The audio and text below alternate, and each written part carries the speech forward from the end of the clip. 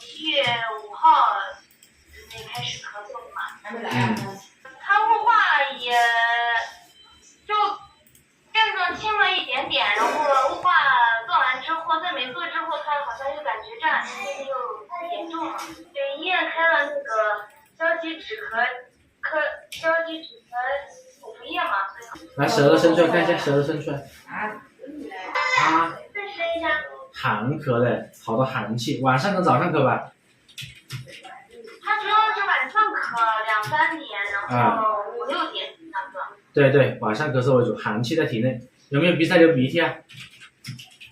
没有，他没有流鼻涕，也不发烧，光咳嗽。我们在那甘肃这边。甘肃这边，它是寒性咳嗽，不要吃水果啊。等下助手会把忌口发给你的。然后那些清热化痰都不用吃了，它这个是体虚寒性咳嗽，出汗多，然后晚上跟早上咳。哦，那我在定期我这边取了那个头孢。不要吃了，不要吃了。你越吃，到时候这个孩子体质越难调。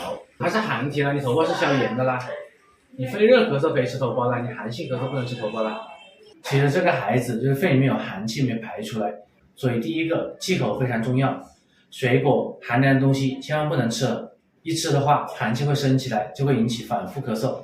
第二个，那些头孢啊、清热化痰止咳的药，还有雾化不能做了，那个都是偏寒性的，它只是把邪气往里面压，看上去不咳了，治标但是没有治本，然后过段时间孩子会反复咳嗽，归根结底要用点温药把寒气散出来，咳嗽自然就不会咳了。